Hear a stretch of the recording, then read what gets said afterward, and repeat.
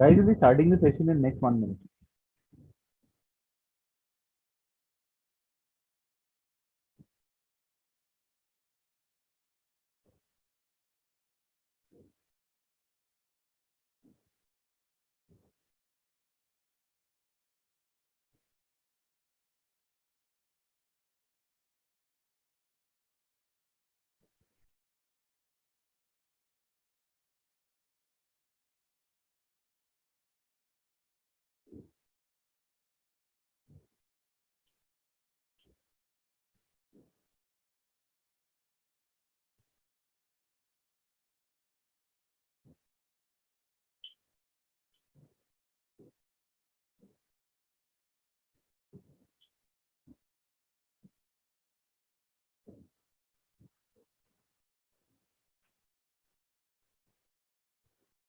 So good evening, everyone. Welcome to today's session of After Hours with William O'Neill India. So I hope everyone's doing well. And before we go ahead with the session, I'd like to give a small disclaimer that any security stock that we'll be discussing in today's session should not be considered as a buy or sell recommendation, and we're just doing it for education purposes. So I'll not take you much time and I'll start with the Nifty 50 chart analysis for the day. And as we all know, Nifty had a gap down opening of around 130, 135 points. And post that, it made a low of around 17,584, not 17,484 kind of stuff. And post that, it made a strong recovery. But even post the recovery, if you look at it, Nifty wasn't able to close the day in green and it closed around 0.717, 0.18% lower. And the only problem is that during the week itself, Nifty has been highly volatile around its 21 DMA. So in few days, it closes about the 21 DMA. On Monday, probably closed about the below the 200 DMA. And Tuesday, it closed about the 21 DMA. And today itself, Nifty closed minorly below the 21 DMA. The 21 DMA was around 17,626 and it closed around 17,624. So going forward, I mean, the market's kind of being choppy and volatile at the moment, and the kind of run we had from the bottom, the recent bottom, Nifty will remain slightly volatile or slightly choppy at the moment.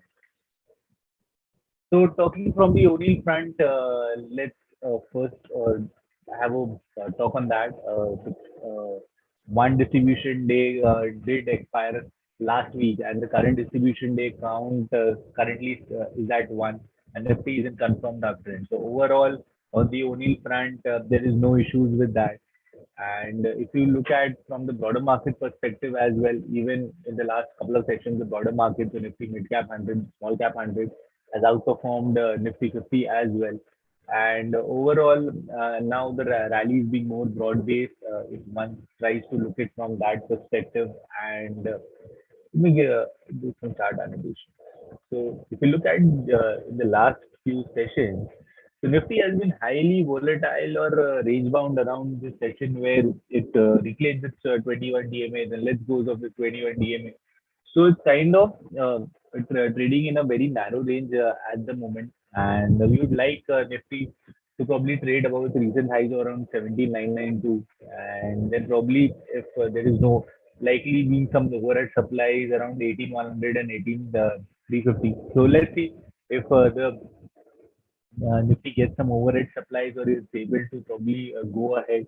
But unless and until there is some major good news or bad news coming in from the global markets at the moment, Nifty is likely to remain probably range bound around these levels for some time.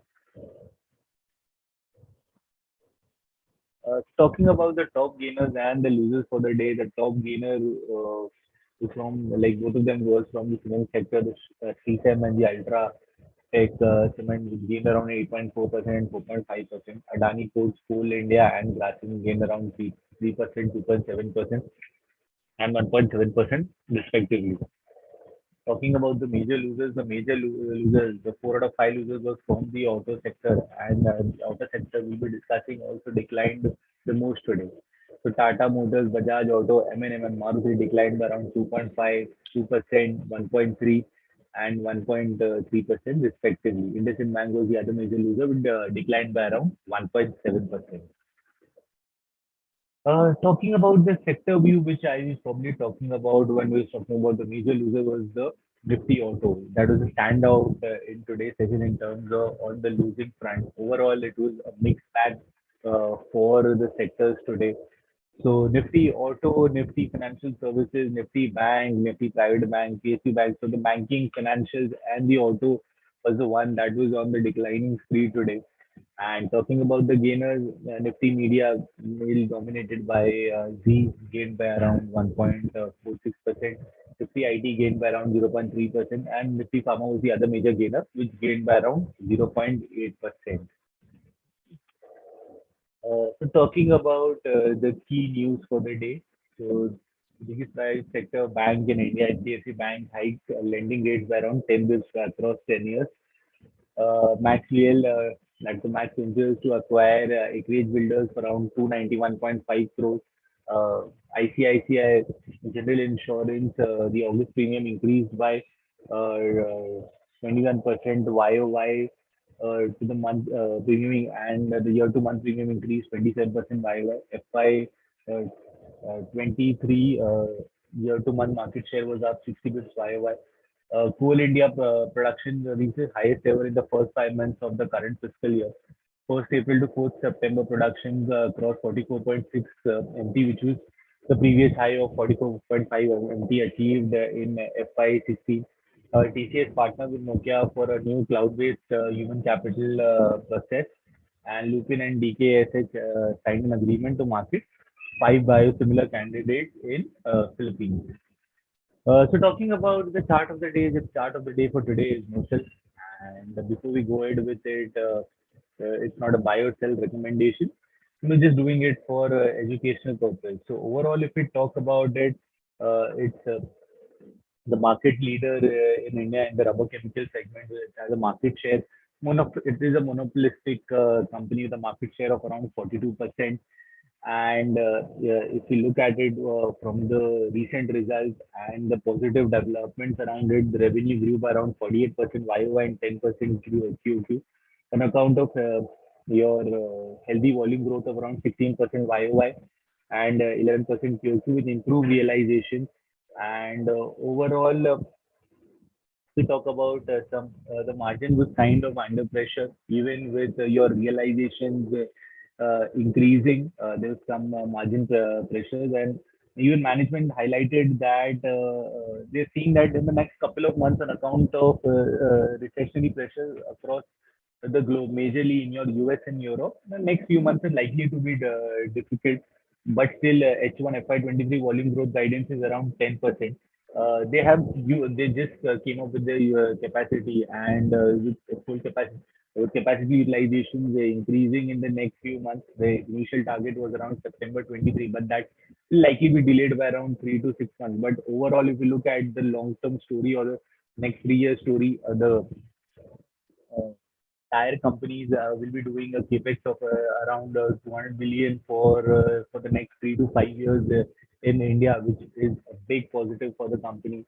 The land at the Dahej is also 50 to 60% utilized, and there is scope for more brownfield utilization. Exports contribute to around 32% for the company in Q1 FY23, and the long-term target for 40% for exports still remains intact. So overall, the fundamental story remains intact for the company. And if you talk about from the technical perspective, the stock is forming a cup with handle base, and overall, even RS line was trending higher on the right-hand side of the base. Even in the handle part, there has been good accumulation if you look at it. That's a really good sign. Over the last 5 to 8 quarters, it delivered good results, and that's what we're talking about right now. Even the number of funds has been increasing. That's good. Overall, the RS rating is weak, but the RS line is trending higher, so it's a good sign. So at the moment, the stock is 2% from the pivot. So let's see if the stock is able to break out from this cup with handle base or not on an above average volume. Overall, the last 3 to 4 sessions have been really positive for the stock.